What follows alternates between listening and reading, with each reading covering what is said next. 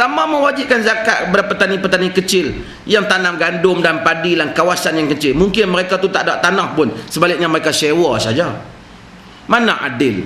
Toki-toki sawit tak kena zakat. Kawan tanam padi pukul sampai tengah-tengah pendang panas kena zakat. Lepas tanya Qadhawi, adilkah Islam macam tu? Dia tadi Malaysia. Dia kata bentuk dan cara soalan ini bukan sekadar khayalan atau rekaan, bahkan ia menggambarkan keadaan yang berlaku di sana. Keadaan ini telah digunakan kesempatan oleh golongan sosialis komunis dan seumpamanya untuk memburukkan gambaran Islam, mempengaruhi golongan yang berpendidikan. Sebab ini berlaku ialah kerana majlis-majlis agama Islam mereka yang ada di Malaysia terikat dengan mazhab yang diamalkan di sana, iaitu mazhab Syafi'i. Ia adalah sesempit-sempit mazhab 4 yang mewajibkan zakat tumbuhan bumi. Kata Qadhawi, mazhab Syafi'i tidak mewajibkan melainkan apa yang menjadi makanan asasi sahaja dan tidak selain itu. Bukan di sini untuk dibincangkan pandangan tersebut. Aku telah bincangkannya dalam buku dia Fiqh Zakat. Tapi yang pentingnya, dalam mazhab lain, Hanafi semua, apa saja yang tumbuh daripada bumi wajib zakat. Ya, kamu pegang mazhab yang sempit. Apa yang ingin ku katakan di sini, sesungguhnya pendapat Imam Syafi'i atau imam yang lain hanyalah ijtihad. Empunyanya diberi pahala sama ada salah atau betul. Maka menjadi hak kita untuk meninggalkan pendapat tersebut apabila ternyata pada kita ia lemah atau selainnya lebih kuat, kata Qadhawi. Kalau kita baca yang ni, kita teruk dia kan.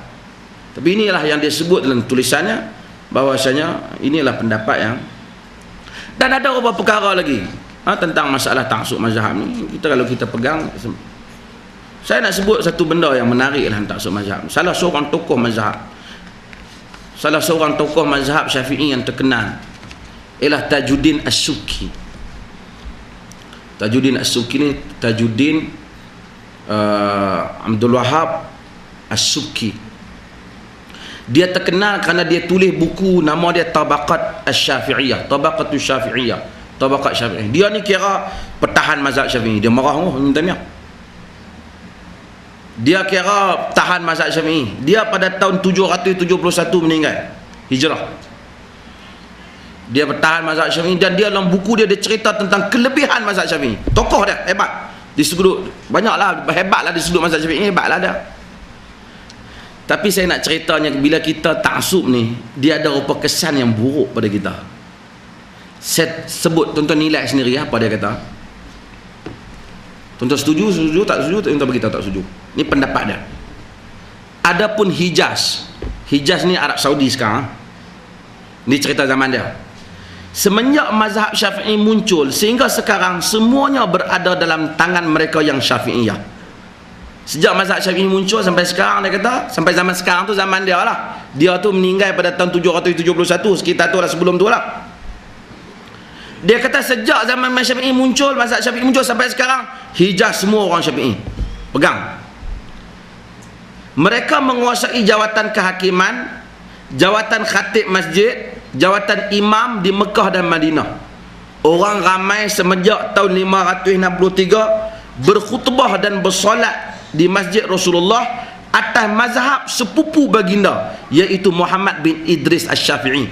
Kerana kan Imam Syafi'i ini keturunan Nabi. Dia kata ni, semua orang mayang atas mazhab Syafi'i, kata. Mereka kunut semasa subuh, menjaharkan basmalah, baca bismillah secara terang, menunggalkan iqamah. Kan kita pun tunggalkan iqamah. Allahu akbar, Allahu akbar, asyhadu an la ilaha illallah, asyhadu anna Muhammadar Rasulullah. Dia dalam Abu Hanifah tak? Kan? Asyhadu an la ilaha illallah, asyhadu an la ilaha illallah, asyhadu anna Muhammadar Rasulullah, asyhadu anna Muhammadar Rasulullah. Dia 2 kali. Tak, mazhab Syafi'i kata tunggal. Tunggal macam Syafi'i kata tu ada kuat nasnya. Mereka menunggalkan iqamah dan berbagai lagi. Sementara Rasulullah mendengar dan melihat itu semua. Pasal apa? Pasal duduk di masjid Nabi, orang Syafi'i jadi imam. Jadi dia kata Rasulullah dengar. Tu imam tu semua orang Syafi'i. Inilah dalil yang paling jelas bahawa mazhab Syafi'i ialah mazhab yang benar di sisi Allah Ta'ala. Tuan-tuan boleh terima pendapat ni? Kalau Subki masih hidup, dia tengok masjid Nabi, mazhab apa pegang lah? Hambali. Hang nak kata apa? Hang nak kata apa? oleh hang sepatutnya tokoh besar, hang tak boleh cakap benda macam tu. Bukan kerana hang jadi tu imam di masjid tu. Dalil bahawasanya tiap-tiap hari Nabi duk dengar orang Syafi'i semua tu tanda benar. Lah ni tiap-tiap hari Nabi duk dengar orang apa? Lah ni pagi-pagi tak kunut. Kan? Dia kata pagi-pagi tiap-tiap pagi kunut. Nabi duk tengok dia berkunut. Pasal di masjid Nabi. Nabi tak ada lah, tapi dah kena kubur Nabi ada di situ. Sekarang dia kata, dia nak kata apa? Tapi dah, kita nak kata dia pun dia dah meninggal dah Subki ni. Tapi artinya saya nak ceritanya demikianlah ekstrim. Bahkan dia senaraikan tokoh-tokoh mujadid. Dia kata semua tokoh-tokoh mujadid reformasi ni, yang buat reformer ni semua orang Syafi'i, tak ada yang tak Syafi'i kata. Sampai mana-mana je tokoh tajdid tak Syafi'i dia tak sebut nama. Lepas tu dia tengok orang Yaman. Orang Yaman kebanyakan Syafi'i. Ni dalam tabaqat Syafi'iyah, bukan benda. Kecuali ada sikit dia kata Zaidiyah. Yang lain Syafi'i.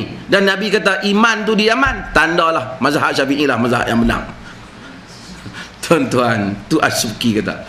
Saya nak ceritanya kesimpulan ni panjang lah petang kerja saya ni, tapi ceritanya taksub mazhab ni sesuatu yang dilarang oleh syarak.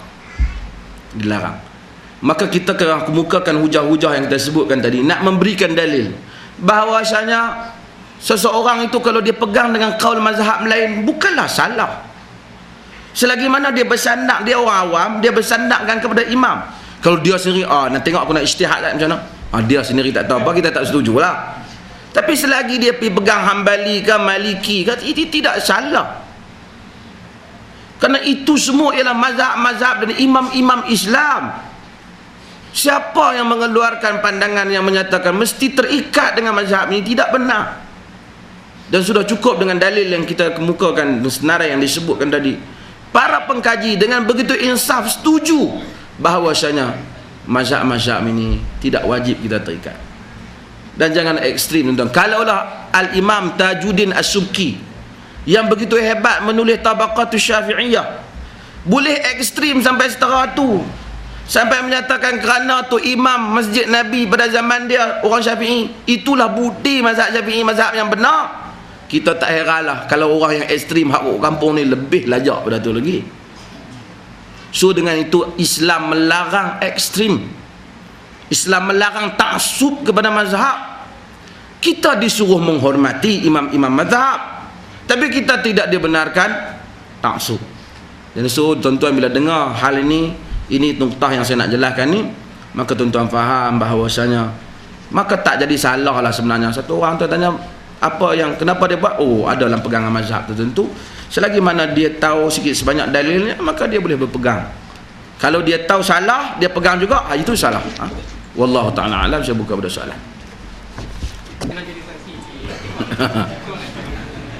Kalau satu orang kata pada isteri dia, hang ni payah-payah sangat aku cerai lah, adakah jatuh talak? Tidak jatuh talak.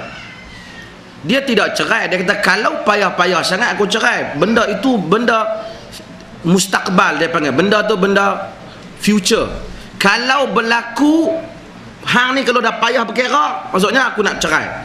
Semua yang bunyi nak, akan, sakni, nanti, semua ni tidak jatuh talak. Tuan-tuan jangan pergi tanya, setengah orang dia suka cepat.